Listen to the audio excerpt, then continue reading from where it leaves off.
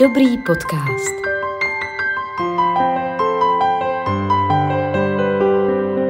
Videopodcast Dobré rodiny.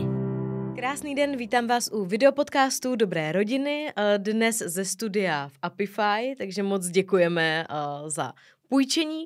Dnes tady vítám hosta Otu Kovandu. Ota se věnuje doprovázení v dobré rodině, ale taky se věnuje závislostem, působí v Centru pro drogově závislé, poskytuje rodinné poradenství, takže dnes se budeme tedy logicky bavit právě o závislostech, o drogách a to především o těchto problémech u dětí.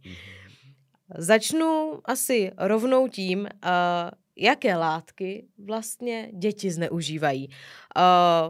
Co se tak většinou řeší v médiích, tak je to teď populární kratom, žvíkací polštářky.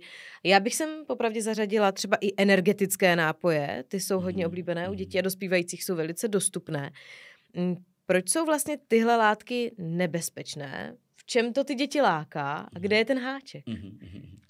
Tak určitě užívají ty nejdostupnější látky a to jsou vlastně ty, které jste jako předestřela.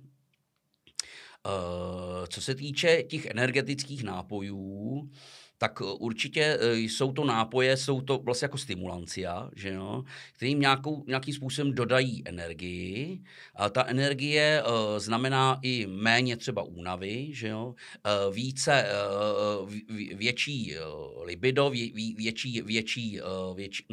větší třeba výřečnost, lepší kontakt, lepší komunikaci a tak dále, že jo.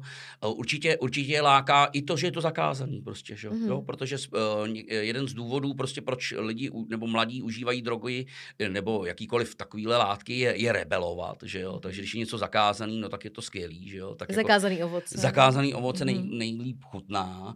Takže minimálně to, když něco jako zakazujeme a budeme o tom mluvit, tak je to takový jako záhadný a proč to jakoby neskusit. Navíc jako často je rozepře mezi tím, co mluvíme nebo co říkáme a co děláme, že jo. A ty děti nejsou úplně hloupí, takže když někde mluvíme, jak alkohol je špatný a pak si vyprávíme hnedka 10 minut potom se známýma úžasný historky z toho, jak jsme nikdy byli opilí, že jo, co se hodně jakoby stává, tak ty děti to samozřejmě sajou, že jo. A takže minimálně to, že je to známý, že je to něco záhadného, nesmí se to, tak to právě jakoby vyzkouším. A teď kolem toho jsou nějaké jakoby dohady nebo nějaký jako mýty, co to všechno jakoby může udělat, takže další věc je, co jakoby o toho očekávám a co to přinese, že jo. Jo, minimálně to ty děti nabudí, úplně nejlepší je to teda u dětí potom s ADHD, kteří jsou takhle nabuzelí, že jo, tak je to ještě nabudí. Je to vlastně jako mnoho, vemte si, jakoby, je to mnoho cukru prostě, že jo, je to mnoho kofeinu, mnoho taurinu a dalších látek, které nejsou úplně, zvedne vám to mimo jiné i tlak, že jo, tak dále. To malé dítě není úplně připraveno na takovouhle dávku velikánskou. Koukal jsem vlastně jakoby na to složení, který mívají ty energetické nápoje, nebo ten nejnovější, co teďka bylo, ani nevím, jak se to jmenuje, teď si nemůžu vzpomenout, proběhlo to nedávno médii, tak tam, když jsem koukal na to složení, tak to bylo úplně stejně, jako má třeba legální třeba taky jako, shot vlastně jako nakopávač pro kulturisty N1, který se jmenuje, a který vlastně jako, když vypije ten 80 až 100 kilový kulturista nebo člověk dospělý, tak vlastně dochází i třeba brněním celému těla a tak dále, že jo? A opravdu toho nabudí k velkým výkonům. Jo? Ten velký výkon ten člověk tam nějakým způsobem jako vykoná, zatímco to dítě ne, takže samozřejmě musí tu agresi, tu energii musí někde vybít.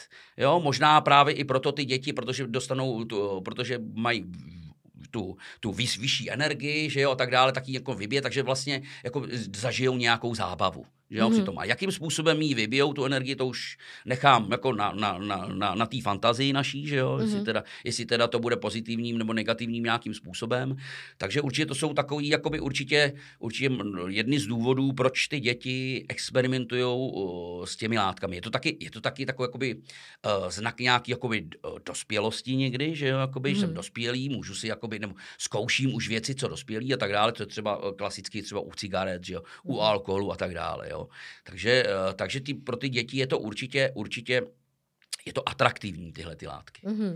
A dá se nějak říct, kdy děti začínají sahat po těch návykových látkách? Asi to bude různé, vzhledem k té dostupnosti. Asi energetický nápoj, který se dá běžně koupit v obchodě, tam bude asi ten věk nižší, než například už u nějakého třeba THC nebo třeba alkoholu. Jsou na to nějaké statistiky? Víme zhruba, jak se to pohybuje věkově třeba? No, tak určitě ten posun k mladšímu věku je. Už jsme mluvili v tom minulém podcastu, že vlastně jakoby ta doba dospívání těch dětí se zdá, že se pořád snižuje a není to jenom užívání látek, ale i to, co ty děti smí, umí, co si jakoby dovolí, že jo, jakým způsobem chodí oblíkaný třeba a tak dále. Takže tímhletím ten věk se malinko poposouvá, on se asi nepoposune úplně jako do 10 let, i když mezi některými subkulturami jsme se třeba setkali i s tím. A je to vlastně jakoby často tak, že třeba, že v rodině, kde se užíval třeba heroin a byli tam starší sourozenci, ale je to i se všema jako druhama drog, jo. Často jakoby dříve začínají ty děti, kteří mají nějaký jakoby buď to starší kamarády a chtějí se jim vyrovnat. Je to velký riziko, já to vždycky jakoby sleduju při tom, když mají nějak jako starší kamarády, který třeba jim je 17, jim je 14, 13 a snaží se jim vyrovnat, že jo. Občas se je snaží nejenom vyrovnat, ale i překonat, že jo. Takže to ještě užijou víc, že jo, častěji a tak dále. Takže tam je jakoby veliký riziko toho užití. Navíc teda ty 17letí už experimentují s něčím třeba jiným než ten 14letý. Takže tam je velký riziko, že začne jakoby dřív i s látkama, s kterýma by běžně ty 13letí, 14letí ještě jako neexperimentovali. Je to o nějaký určitý dostupnosti a je to, ta věková hranice je přesně takhle, jakoby, jo. Je to ještě často jakoby riziko u těch dětí s tím, že oni začnou s nějakýma energetickýma nápojema, jo, to jim přináší něco, je to nějaká parta, která vlastně jako teď je uzavřená, halí něco, co se nesmí a tak dále. Je tam někdo starší, kdo přinese, nebo má staršího bratra, kdo přinese jako něco silnějšího, něco novýho, že jo. A je to o experimentu jako s další drogou, ještě potenciálně nebezpečnější a tak dále. A je to vůbec o tom vlastně, jako že to dítě, a my vlastně mluvíme někde o dítěti, který se někde jako pohybuje, my nevíme, s kým se pohybuje, že jo, jakoby třeba rodič nebo pečovatel, nevíme, co tam dělá, že jo, ten jeho volný čas je neřízený, možná často je to i o tom, že ty pečovatelé nebo ty rodiče často jakoby mají spoustu, jakoby jak jsme ta společnost jako výkonová, nebo jsme to mluvili, že prostě nemají na ty děti třeba čas, že ty si někde vyrůstají po svým způsobu. Je třeba určitě vědět, jak ty děti tráví ten volný čas a s kým, že jo, mít minimálně nějaký přehled. Já vím, že ty děti, když se někde zeptají, hele, s Karlem tamhle a nechtějí odpovědět, ale je to o nějakým tom zájmu, možná malinko i té kontrole a tom dohledu, že jo, aby ty dospělí věděli, co ty děti jako dělají, jestli se náhodou nenudějí, protože jeden z těch dalších parametrů toho, jakoby proč něco jako vyzkoušet, protože se nudím, chci něco zažít, že jo. V tom životě mi něco chybí, zatímco třeba, když dělám nějaký sport, že jo, tak se něčemu věnuju, mám nějaký jakoby směr, ono se tam i nějakým způsobem nějakým způsobem tam i jako se seberealizuju, že jo, musím do toho vydat nějakou energii a tak dále a je to často o takových těch zevlujících dětech třeba na tom sídlišti, který jako neví, do čeho kopnout, co dělat, že jo, a ty potom začínají velmi brzo. Takže se bavíme třeba o základní škole už. Určitě, na základní škole už je to třeba dneska i s těma pytlíčkama, že jo, žvíkat, nebo těma pytlíkama, s těma bagama, s tím nikotínem, že jo, taky to bylo hodně rozšířený, je to s tím kratomem, že je to s tím BCD, že je to s tím HHC a tak dále. Jsou to jako docela dostupný látky, můžeme je nazývat určitě drogama, ačkoliv jako někdy jsou v takové šedé zóně, někdy ani drogama nejsou nazývaný, protože třeba ten kratom je upomínkový předmět, prodávaný jako upomínkový předmět, že jo, takže my ani vlastně jako nemůžeme říct, že je to droga, protože legálně to není droga, ale my víme, že je to droga, protože to všechny ty parametry splňuje, že jo. No a ty děti prostě a experiment určitě patří jako k dětství, že jo. Experimentovat, co ještě dokážu, kam až můžu, zvlášť pro ty chlapce, že jo, pro ty kluky, který vlastně se jim tvoří ten testosteron, že jo, jako tak teď se ještě jakoby tam předvíjají, kdo má větší, jakoby, kdo má lepší a barevnější kuličky na písku, že jo, a tak dále. Takže ono to jakoby k tomu svádí a patří to k tomu. Co můžeme tedy jako rodiče dělat, abychom děti informovali o různých rizicích, no ale zároveň, aby jsme z toho neudělali úplně to lákavé, zakázané ovoce. Jo. To se zdá jako téměř jako nemožný úkol. Nemožné, jako nemožné. Tak určitě jako těch hráčů na tom poli té primární prevence je víc. Jo. Minimálně jsou to média třeba. Že jo. Masový média jsou určitě jeden jako velký informační kanál pro ty děti. Tam se dozvídají spousta věcí, tam možná vidí i filmy, jak se někdo pobavil krásně, když si třeba užíval drogy, nebo když se opili, že jo. Jo, to je to velký informační kanál, který my víceméně ani v tom filmu jako nenasajeme, ale ty děti ho tam vidí, že jo. Jakoby, jo. Takže to je jeden velký informační kanál. Pak je tam nějaká jakoby jejich to okolí širší, což je třeba i škola, že jo, kde třeba primární prevence už jsou dneska jako metodici prevence, že jo, a primární prevence je jeden z úkolů té základní školy, ačkoliv na to nemají úplně tolik času, protože jejich primárním úkolem je vzdělávat, ne tak jakoby výchova, ale přesto nějaký jako primární prevence tam probíhají. Pak je zase důležitý, jestli jakoby ty primární prevence opravdu probíhají na té škole způsobem, kterým je opravdu primární prevence, protože často někdy se stává ještě pořád, že v těch školách hele, máme tady nějakou primární prevenci, uděláme si čárku, někoho pozveme tady, podíváme se na nějaký film, nebo půjdeme do toho Revolution Train, že jo, který je teda populární strašně dneska, ale není to primární prevence. Jo, on se dělá, nevím, jestli víte, o co jde, na kolejích existuje takový vlak o několika vagónech, ten má několik těch vagónků, kde se ukazují nějaký takoby příčiny, důsledky toho užívání jakoby drog. Platí se za to, dětem se to líbí, školy si udělají čárku, že primární prevence proběhla, ale není to primární prevence, protože ten způsob primární prevence strašení nefunguje. Jo, někdy si to jakoby myslíme, že když budeme strašit, takže to funguje. Vím třeba i o primární prevenci, kdy městský policajti chodili do tříd k deváťákům a řekli, jakmile si zahulí trávu, takže jakoby umřou a že okamžitě se stanou, a oni se jim smáli, že 60% už to vyzkoušelo. Že? Takže taková primární prevence je zase o ničem. Takže primární prevence by měly být kontinuální v té škole, měly by být dlouhodobý, neměly by být zaměřený jenom na ty drogy, ale i na ty příčiny užívání drog. Jo, příčiny, a takže jsou to dlouhodobí a zase zabírají čas, zase nejsou vždycky tak populární ve všech školách, protože zabírají čas, musí to být o nějakých hodinách, kdy o to učivo nebo o to učení přichází ty učitelé a pak to musí někde nahrazovat, jo. Ale určitě je to takový potřebný, tak to je další zdroj určitě. No a další zdroj je v nějakém tom širším okolí, v rodině a úplně potom v rodičích, jo. A určitě jakoby není to, je to zase primární prevence užívání drog, je stejná primární prevence jako čehokoliv jiného, je to někde od útlýho věku, že jo? Je to o tom předávání pravdivých informací, bez nějakého strašení, že jo? Bez nějakých emocí. Nebudeme říkat jenom, že tě to zabije, ale že to taky jako něco přináší, aby opravdu věděli tento penzum a uměli si zpracovat ty informace sami. Pak jsou jako spousta jakoby mýtů kolem toho a tak dále, ty děti, které nejsou informovaný, tak jako existuje spousta nebezpečných až mýtů, že jo, kdy se to jako předávají ty děti, protože jim nikdo nepodal tu relevantní informaci. Často to, že ty rodiče se bojí, neví jak na to, že jo, co říct, jak to říct, že jo, jestli to řekli správně. Ale nejlepší primární prevence, co si budeme povídat, že je výborný vztah, že jo, s rodičima, trávení volného času, mít nějaký koníčky, že jo, něčemu se věnovat, někam mířit, dobře se učit, mít nějak zažívat úspěchy nebo minimálně být chválen, že jo, i když ty úspěchy nemusí být až tak velký. Je toho spousta. Možná i jako rodiče být vzorem. Být vzorem, no tak nedělat něco jiného, no to se stává hodně, přesně, být vzorem, že jo, jako neříkat pít se nesmí, ale jakoby vidí, jako že ten tatínek každý den pije, že jo, takže být určitě vzorem. Je to hodně, a když už jsme to takhle řekli, je téměř, zase to zná téměř nemožné všechno pojmout, ale potom samozřejmě to záleží i na tom typu té osobnosti toho mladého vyvíjejícího se, že? Pak jsou tady nějaký jako vrstevníci, pak jsou tady nějaký jako někde bydlím, někde jsem zasazený, že? V nějakým jakoby určitým sídlišti, třeba bydlišti a tak dále, že těch faktorů je hodně, ale a zase to není jenom na těch rodičích, někdy jakoby ty rodiče přijdou s tím, že se vlastně jako stydí, že všechno zavinili jenom oni, to taky tak není, že jo, protože říkám, že to portfolio jakoby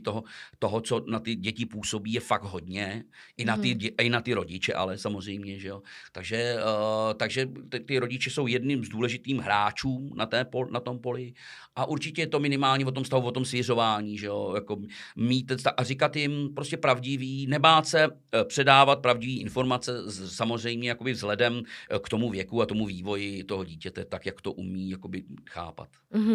My jsme se v podcastu, kde jsme se bavili obecněji o drogách, závislostech v české společnosti, bavili i o tom, když jako rodič najdu dítěti nějakou drogu nebo návykovou látku, prostě cokoliv, co se mi nezdá v pořádku, tak hned nepanikařit, nejdřív zjistit, co a jak.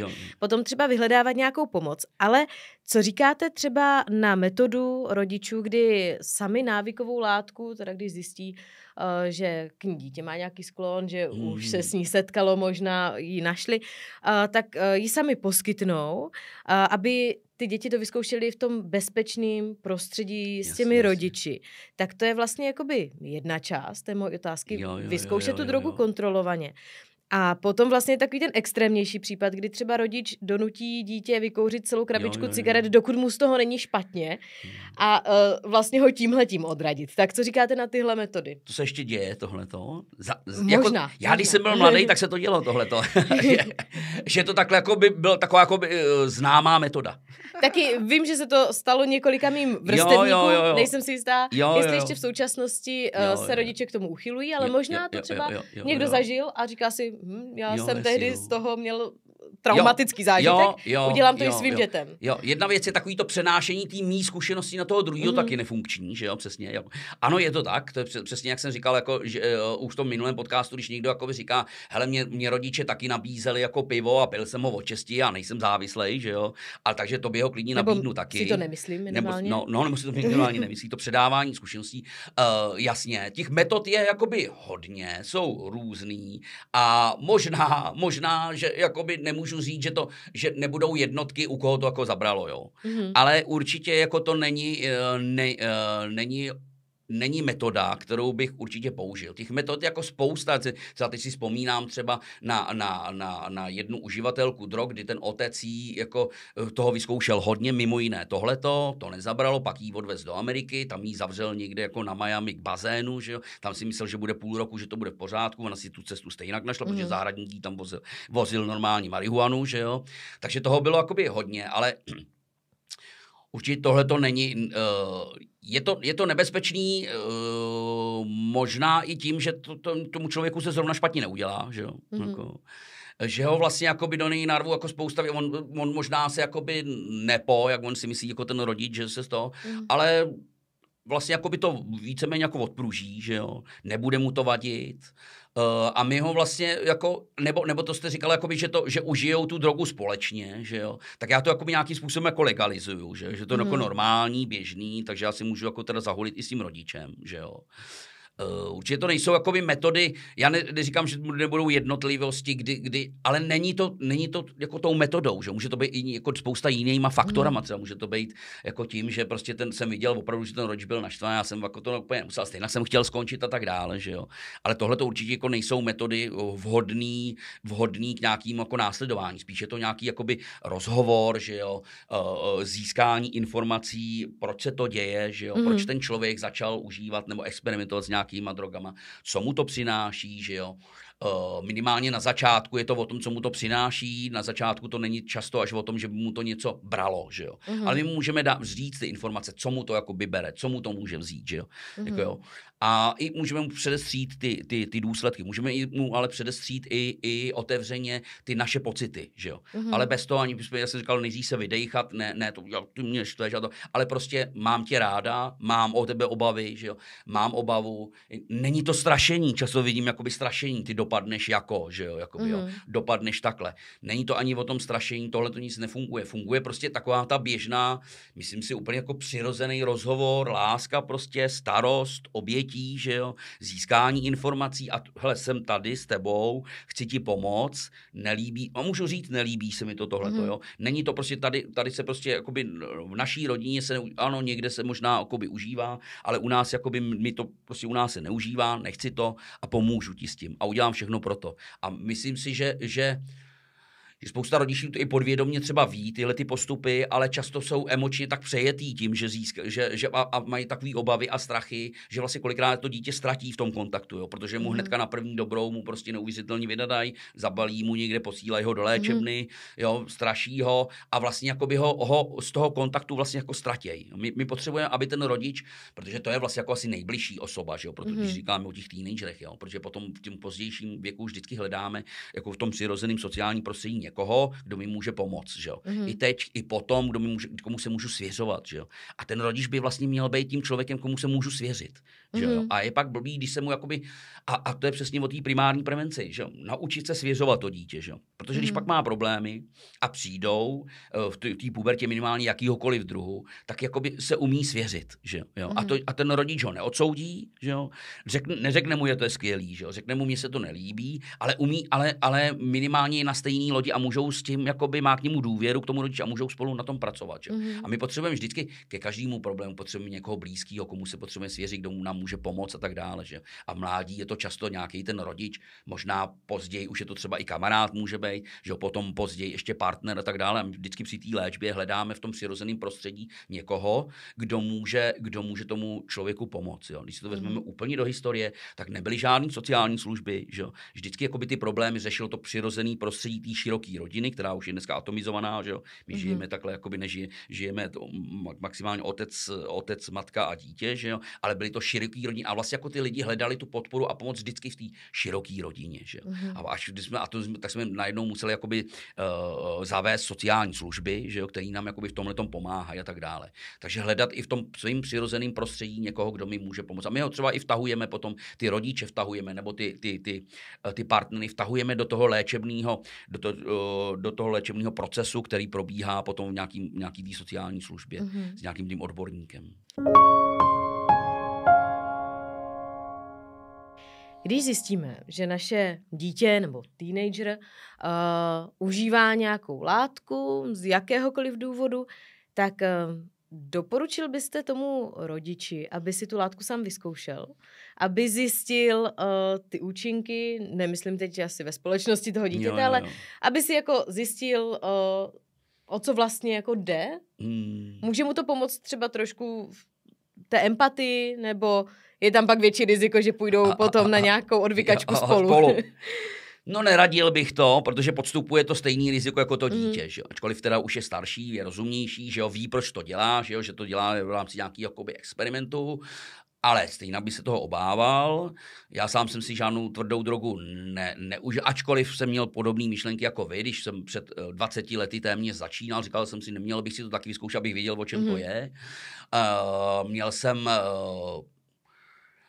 obavy různého druhu, kde to sehnat, jak to sehnat. Už se dostávám na nějakou jako nelegální bázi, že jo, jako by nikde nikoho musím sehnat, že jo, teď nevím, jak to užít, že jo, protože tom nejsem zkušený, že jo, takže ten nejistota ohledně obsahu, že? No, obsah přesně, jo, nevím, co to používá, že jo, já si někde přešlehnu ještě a bude jakoby někdy nějaký problém, že jo, takže určitě bych to nedoporučoval, ale stačí si jedna věc je získat nějaký obecní informace, které se dneska na internetu, že jo, to je studnice moudrosti, takže získat třeba drogy, /info, teda nezískával bych to všude, ale spíš třeba drogy, /info, tam se dá získat jako relevantní informace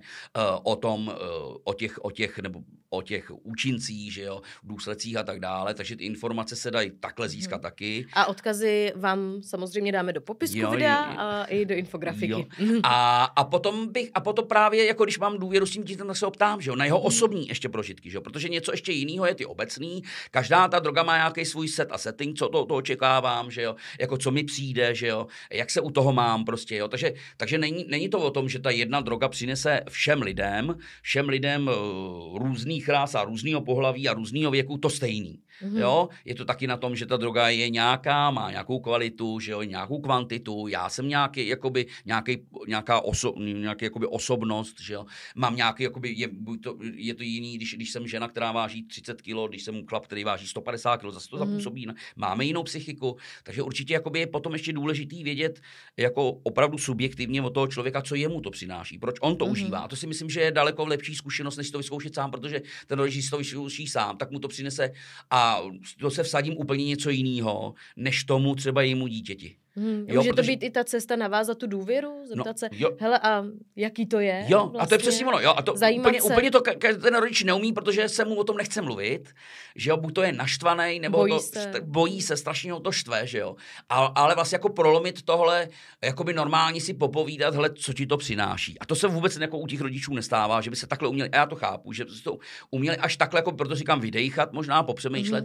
a pak si sednout. A nejlíp vždycky, jakoby, když je nějaká, když máme nějakou jako rituální věc, že si umíme sednout, třeba hrajeme třeba domino, třeba každou neděli, tak si u toho domina udělám si hezky, udělám něco dobrýho, že jo, a zeptám se ho tam v klidu, že jo, bez emocí. Hele, mě by to zajímalo, co tobě to přináší, že jo. Protože ono mu to něco přináší, protože něco to bere, že jo. My jako předtím zavíráme oči, jako by tabu, jako kdyby to nic nepřinášelo, kdyby to byly jenom ty negativa, ale zeptám se na ty pozitiva a na to můžu potom, a vlastně jak už navážu ten rozhovor, získám s ním spoustu informací, že jo, od toho mladého, protože drogy jsou vlastně jako zkratka ke štěstí. Jo? Jsou to zkrátka k nějakému jakoby uspokojení. Jo? A je to vlastně jakoby o tom, že vlastně jako když hledáme nějaké uspokojení v životě, nějaké jakoby ocenění,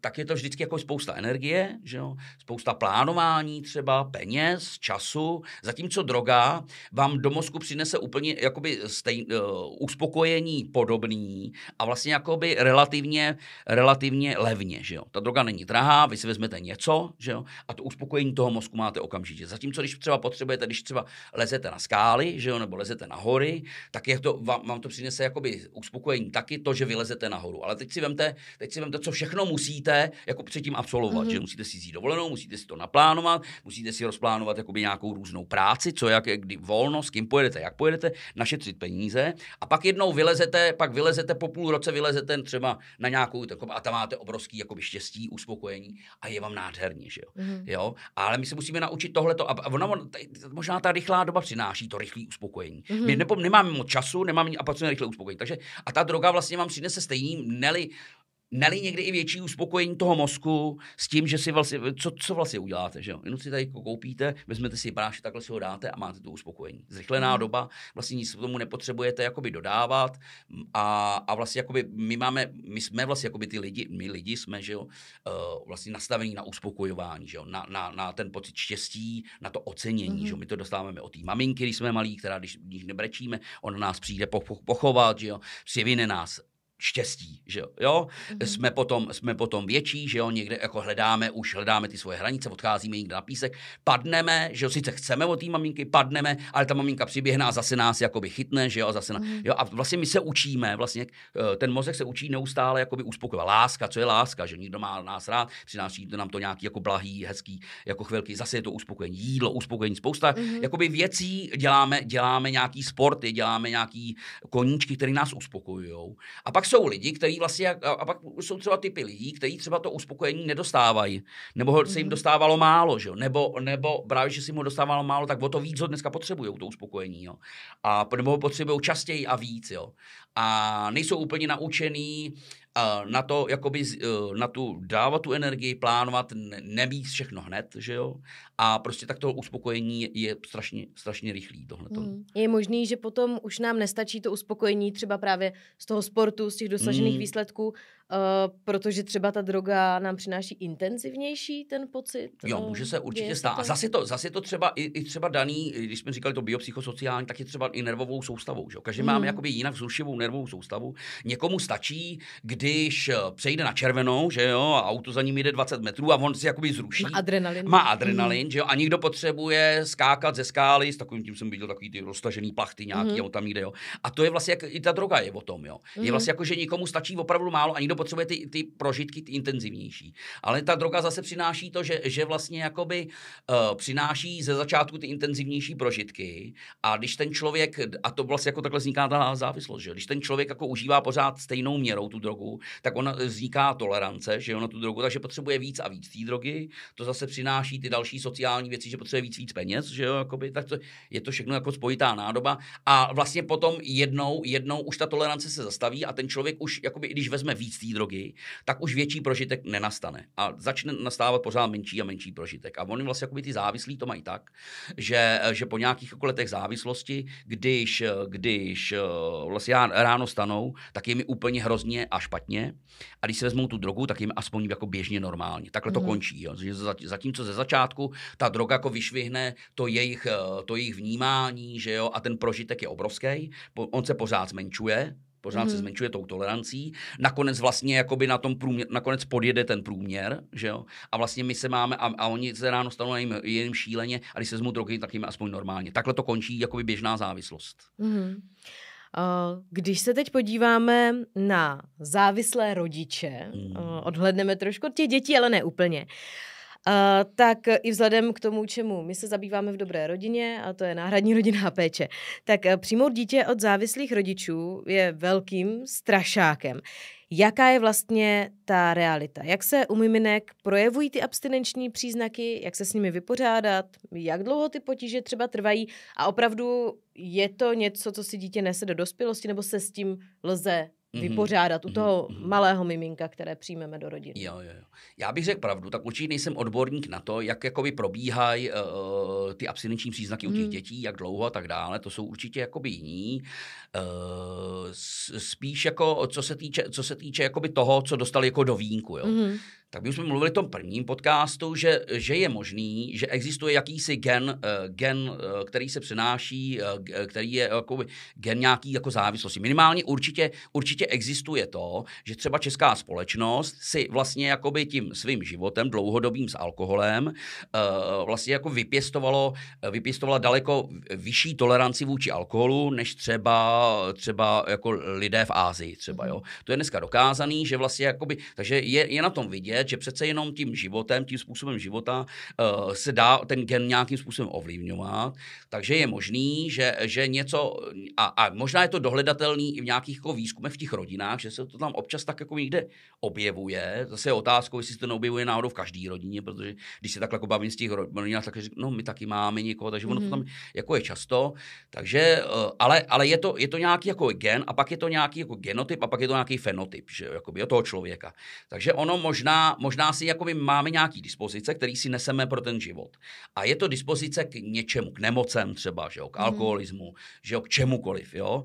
A máme nějaký genový zatížení, ale nikdy neznamená, že tím způsobem života to musí propuknout, jo. Zase jsme mluvili, asi jako se vrátíme k tomu prvnímu, co říkal, jakoby máme třeba gen nebo máme genový zatížení třeba cukrovky, že jo, nebo rakoviny plic třeba, ale tím způsobem života, když my budeme vlastně víme o tom a budeme se předtím nějakým způsobem chránit, budeme se nějak stravovat, budeme třeba, co se týče té cukrovky, je toho spousta, co se týče té rakoviny plic, je to většinou třeba nekouřit, že jo. Takže když nebudeme kouřit, tak sice máme ty dispozice a nikdy nepropuknou. Je to stejně jakoby u užívání třeba té marihuany nebo pervitinu, kde vlastně jakoby u určitý části lidí, který ale k tomu mají zase dispozici, propuknou psychiatrické onemocnění, jo. Nejčastěji jsou to ty schizofrenie a ty epilepsie, který jsou tam někde jakoby skrytý a my je můžeme aktualizovat. Ale když nebudeme užívat drogy, a taky aktualizovat vůbec nemůžeme. Možná je to takový jakoby dobrý to vědět, že jo? Nebo určitě je to dobrý to vědět, hele, tohleto dítě si prošlo nějaký jako abstinenčníma příznakama, že jo? Někde jako v podvědomí a někde to tam v tom těle je jako mi nějaká jakoby oranžová. Bylo by lepší, aby se vyvarovával tomu alkoholu. Zase je to větší riziko, není to 100%, ale zase je u něj větší riziko nějakým způsobem, že by něco mohlo propuknout. Ale to neznamená, že to propukne, neznamená to, prostě je to zase jak jsme říkali, multifaktoriální, těch faktorů je mnoho a je to jeden z mnoha faktorů. Jo? A my, když nastřádáme 2., 5., 10., že jo, tak ono se to tam někde propojí a něco propukne. Ale když to bude jeden jediný faktor a ten člověk bude žít běžný život, bude se umět vypořádávat s těma problémama, zase narážím třeba na to, že třeba výchova dnešních dětí, že jo, kdy je neustále ochraňujeme před těma stresama, frustracema a tak dále, že jo, kdy potom teda jakoby někdy jsou potom v té pubertě a tím frustracím jsou vystavený a tím stresům, tak to neumí se s tím vypořádávat a když se s ničím neumím vypořádávat, tak od toho uteču, že jo, hledám nějaký únik. A třeba únik může být třeba útěk z domova, ale může to být třeba únik jakoby drogama. Jo, takže to je fakt jakoby strašně široký pole působnosti a všech hráčů, nejenom těch rodičů, ale je dobrý to vědět, že tam je nějaký jakoby riziko, stejně tak, jako se paní doktorka, když chodíte na kontrolu, tak se kouká, matka umřela na tohleto, otec na tohleto, takže pozor, je tady riziko něčeho, že vždycky doptávají se. Tak asi takhle bych to bral, prostě jako tady nějaký papír, je tam riziko toho. Říkal jste, že je dobře to vědět. V určitou chvíli se o tu informaci budeme muset podělit i s těmi dětmi, aby i oni to věděli, aby věděli, že se mají něčemu vyhýbat, že tam je nějaké riziko. Jak děti seznámit teda s tím, pokud jsou to naše přijaté děti v pěstounské péči nebo v osvojení, s tím, že jejich rodiče byli závislí, s tím, že třeba měli nějaký alkoholový syndrom nebo nějaký podobný.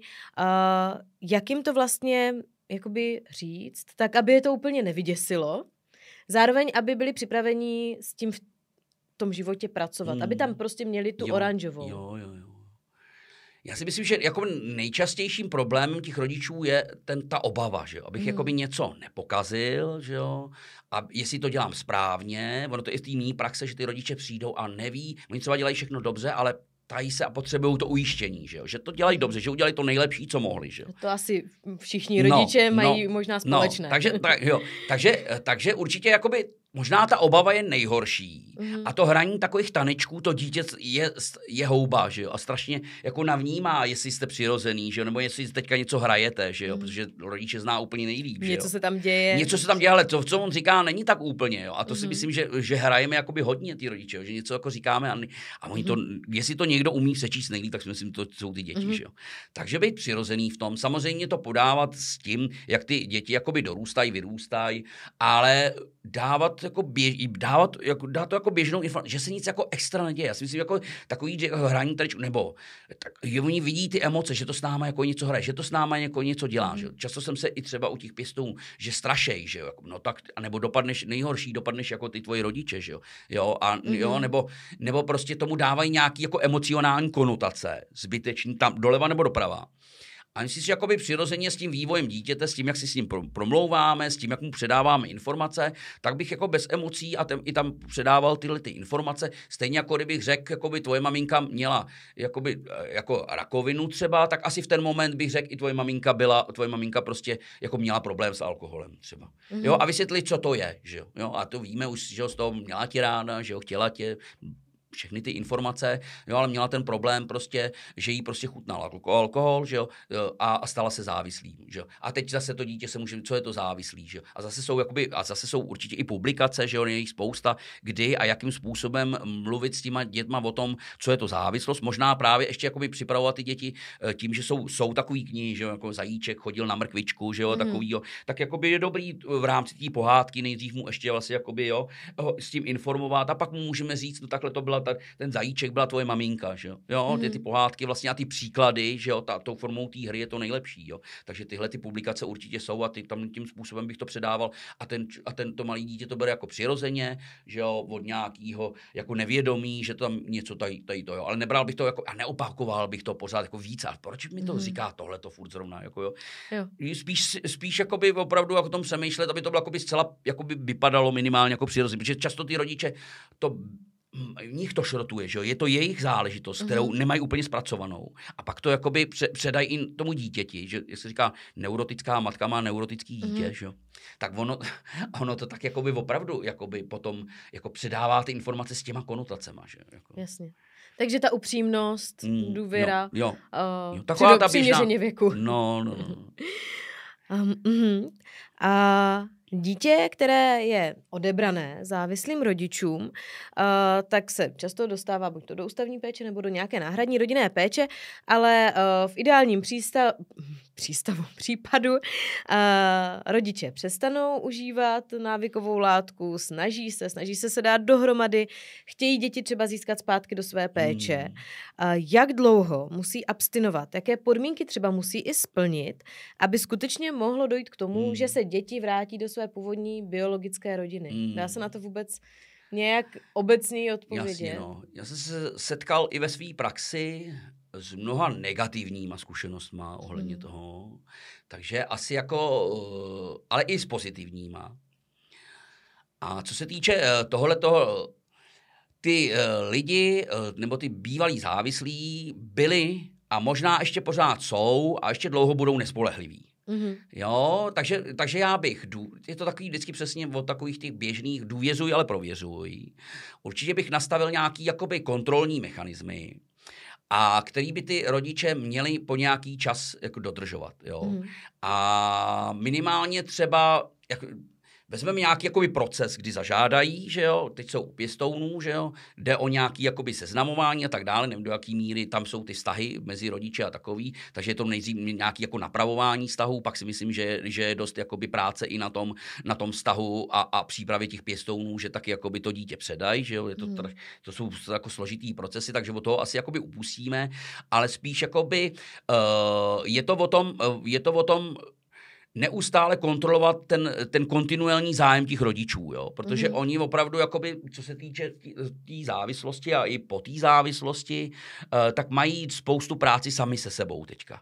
Jo? A někdy jakoby chtějí víc, někdy jako ta motivace je menší, ta motivace je taková jakoby hodně fluidní, že jo? Takže ta by měla být určitě trvalá, že jo? Takže tam jakoby minimálně jakoby bych kontroloval nějakou jakoby dlouhodobou motivaci. A to stejný je třeba i před léčbou a tak dále, jo? Protože ty lidi jako, teď jsem motivovaný, teď ne, tamhle jakoby strašně jako skáčou, nejsou úplně jako stabilizovaní. A to ta droga dělá i potom co vlastně jakoby jí odstaví. Určitě bych zapojil nějaký jakoby třeba poradny, třeba prevence relapsu, že jo? Jakoby, třeba zrovna ty ambulance a tak dále dělají prevence relapsu. Takže tam bych určitě jakoby pracoval na tom, co se týče těch drog, aby opravdu byla nějaká jakoby minimální kontrola, třeba i testování, že jo, na ty drogy. Jo? A prostě s těma rodičema opravdu o tom promluvit, že jo. Hele, byly tady takovéhle věci a my opravdu je v zájmu dítěte, aby šli do kvalitní rodiny k vám zpátky, je to jeho zájem, ale my vás musíme prověřit. A myslím si, že je to o tom nějak jakoby důvěřuj, prověřuj, prostě kontrola a je to po nějaký čas, zase je to individuální, jo, určitě to není, je to jaká droga, jak dlouho byl závislý, kde až byl, že jo, byl někde na ulici, nebo ještě fungoval, že jo, jakoby, jo, to je fakt jakoby strašně individuální, kde ten rodič jakoby se nacházel předtím a jak dlouhá bude ta jeho cesta k tomu, aby se stabilizoval. Jo, ale je to spolupráce s nějakou adiktologickou odbornou pomocí určitě, je to práce nějakého OSPODu o nějaký jako kontrole té stability toho bydlení, že jo, těch vztahů a tak dále. A kontroly prostě. No. Je to něco, co může být třeba soudem nařízeno těm rodičům jako podmínky, které musí splnit? Určitě, ale kdybych to nebylo soudem nařízení, tak jako ten dozorující orgán, což je asi OSPOD, že jo, tak určitě bych tyhle ty podmínky domluvil s těma rodičema. A fakt jako pevně vyžadoval, protože oni jakoby často jsou tyhle ty uživatelé drog nebo i používání drog, nebo oni se naučili být velice manipulativními lidmi, jo, protože ty drogy k tomu přináší lež, že jo, jakoby přináší spousta manipulací a tak dále, takže v tom jsou docela kovaní ty závislí, takže tam bych opravdu si dbal na tom, že když mají přijít na OSPOD tehdy a tehdy, aby tam opravdu tehdy a tehdy přišli, když si mají převzít to dítě na návštěvu, aby tehdy si ho převzali. Proč se to stalo a tak dále. Jako, a tím vlastně jako my vyzkoušíme jejich motivaci, že jo. My neustále musíme zkoušet tu jejich motivaci, jestli je pevná a stála. A to si myslím, že u těch uživatelů drog, ale i po tom užívání může být velkým problémem. Jo, a tam bych pořád tu motivaci jako vyzkoušel. I tím, jestli přišli, i tím, jak se chovali, i to, co řekli, že jo. Jestli docházejí včas. A tohle to všechno bych fakt jako by kontroloval. No.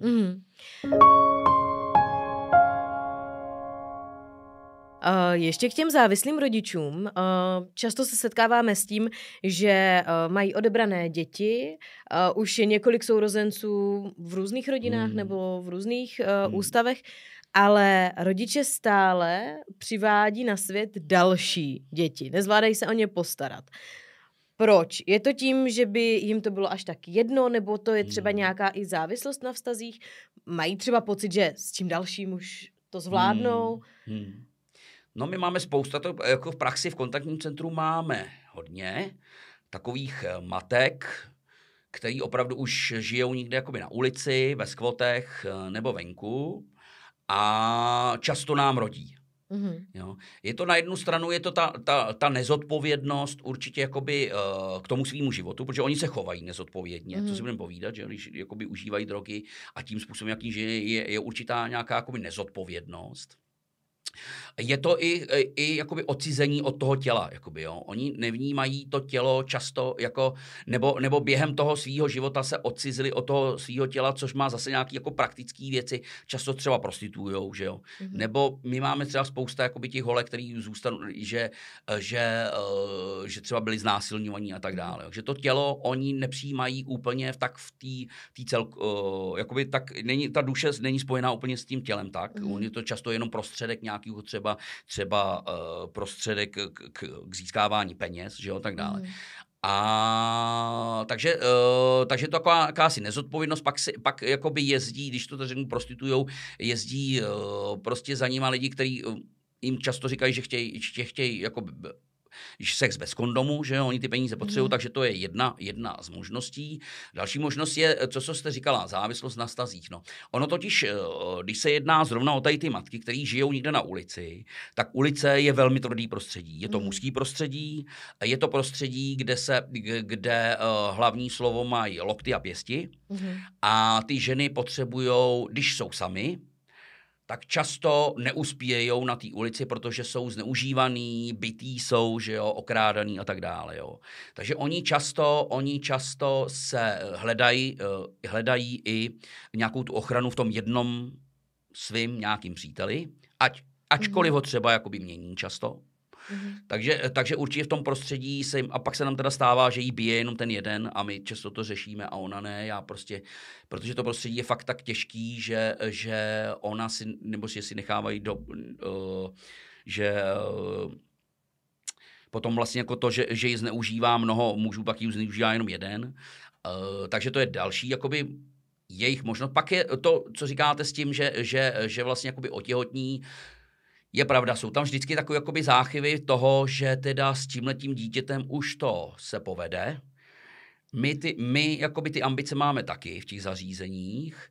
Vždycky se snažíme opravdu vést to poradenství jakýmkoliv způsobem a snažíme se je navést třeba na gynekologii, lékaře, nějaký jakoby péče, bydlení a tak dále. Ne, většinou se nám to nepovede. A možná dostupnost antikoncepčních prostředků? Tak, no to je otázka velká. Protože člověk si na to buď to musí myslet, tak. Nebo jsou to větší náklady, je to nějaký zákrok. To se ptáte dobře. Protože opravdu máme spoustu žen, který mají třeba už 9., 10. dítě a i byli u nás a rádi by využili jakýkoliv druh nějaké antikoncepce, ale je to pro ně nedostupné. Je to pro ně nedostupné tím, že nemají gynekologa. Ten gynekolog je ne vždycky tenhle typ lidí chce vzít. A nebo když už se nám povede většinou získat někde nějakého gynekologa, získáme nějaký jako čas, taky se nám stane, že oni přímo jako nedojdou, že na ten čas, protože zrovna potřebují někde sehnat peníze na tu drogu, protože jsou závislí a potřebují. Dobře, taky příklady. Nebo ale když se nám to už povede, tak na to nemají peníze. Jo, a je opravdu spousta žen, který, když ty sociální pracovníci s nima mluví, tak by rádi by využili jakýkoliv druh antikoncepce, třeba i dočasný, že jo, protože asi je blbý třeba nějaká prostě dočasné antikoncepce, která by prostě zabránila teď a tady prostě v nějakým tom její situaci rodit děti. A tohle si myslím jako velký problém. Možná, že jako jsem píchnul teďka do vosího hnízda, že každý by s tím úplně nesouhlasil, ale z té praxe já znám spousta těch žen, který by to uvítali. A když to tak jakoby řeknu, zabránilo by se spousta jakoby nechtěným dětem, který by byly třeba nemocí s fetálním syndromem a takhle. A spousta problémů. Možná, že se mnou každý nebude souhlasit, ale opravdu z té praxe všichni, co to vidíme, tak to vidíme, že se to strašně moc rozšiřuje. To, že máme spousta žen, který rodí mnoho dětí, které jsou náhradní rodinný péči a sami ty děti jako nezvládají, nechtějí je, nebo i za té dopomoci, která není úplně tak veliká, protože minimálně nemáme ty gynekology, nemáme nikde ji ubytovat a tak dále. Takže by to určitě dočasně pomohlo. No. A jak jste vlastně i říkal, že ten jejich osud není 100% v jejich rukách často na té ulici, takže na první dobrou společnost odsoudí takovou matku, ale vlastně ten problém je mnohem hlubší a složitější. Jo, je to tak. Tak půjdeme na trošičku pozitivnější notu. Kam se obrátit pro pomoc, pokud jsem závislým rodičem, nebo pokud mám závislé děti, nebo například pokud třeba jenom chci ty informace, přijímám dítě třeba od závislých rodičů, chci se jenom dozvědět třeba víc. Jaká jsou centra, linky, kam můžu zavolat, co si můžu vygooglit, to je asi ten první krok, který udělám. A kam se obrátit. Jasně, tak teď mi napadá, určitě jsme mluvili teda o tom minimálně ta stránka drogy.info. A pak vlastně vím, že i třeba organizace Sananim má horkou linku, kde opravdu můžete zavolat a dozvědět se všechny ty informace, jo, což je asi jakoby možná jakoby dobrý, se to někdo člověk dozví a opravdu si s tím neumí poradit, tak ho ten člověk tam sklidní, podá mu ty první hnedka jakoby informace, klidně si ho i pozvou, že jo, je to teda v Praze.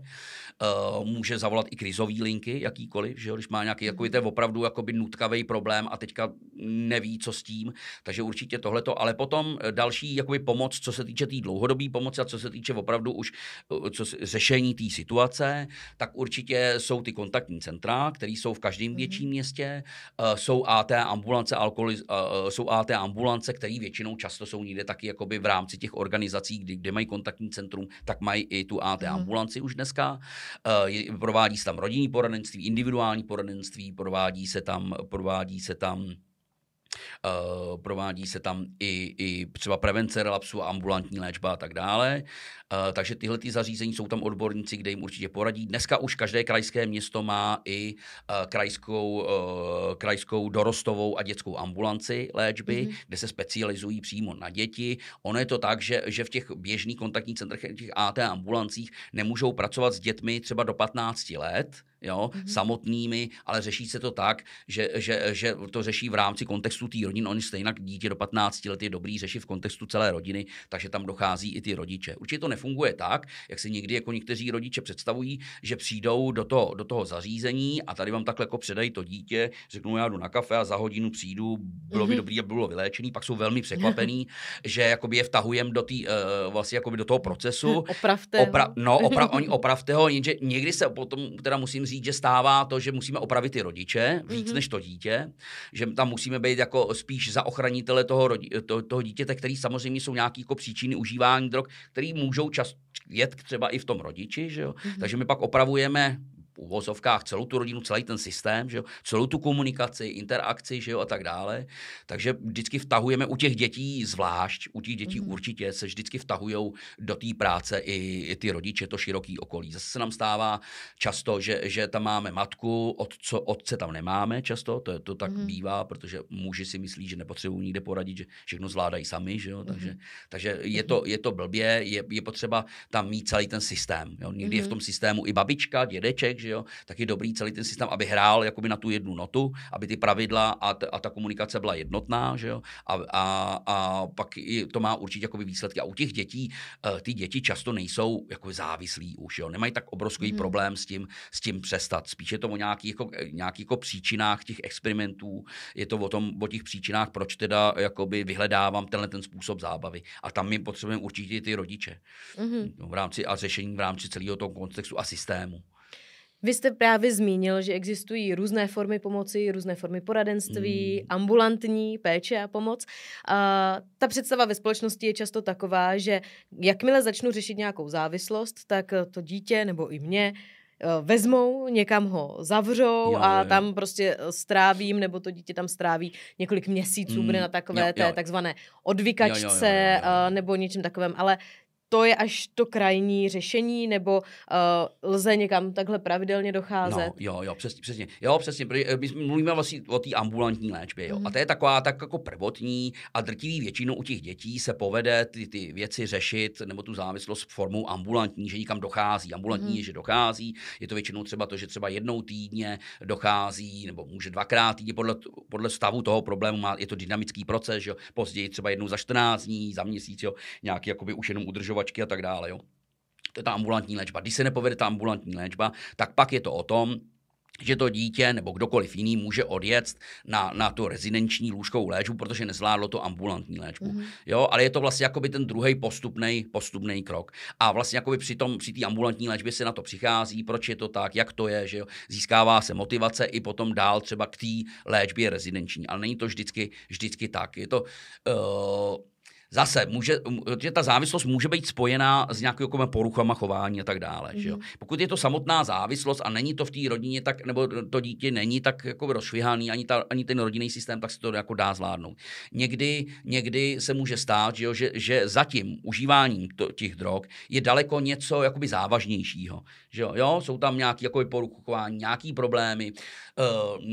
Říkám, není to tak dlouho třeba, kdy teda chodila ke mně 15letá holka, že jo, děvče, který prostě jakoby se nejdřív řezalo, že jo, byl psychiatrický léčebně, byl to a potom později teda začala užívat vlastně nadmíře marihuanu, jo, ale vlastně jakoby půl roku se léčila psychiatrické léčebně, 3 měsíce chodila ke mně, že jo, a najednou z ní vypadlo po nějaký jakoby době a po tom, co získávala ke mně důvěru, že byla vlastně jakoby znásilňovaná, jo, a matka vlastně to jakoby neřešila, znásilňovala její přítel. Jo? A vlastně jako, jo, tady vidíte, jak jakoby jsme půl roku byla někdy psychiatrický léčebně, tam se řešila ta automutilace, že jo, to řezání, pak se řešila jakoby drogy, jo, a neustále jsme se jakoby zaměřovalo, nebo se by mohlo říct, že se zaměřuje na ty drogy, ale ono se má řešit ta příčina, že jo.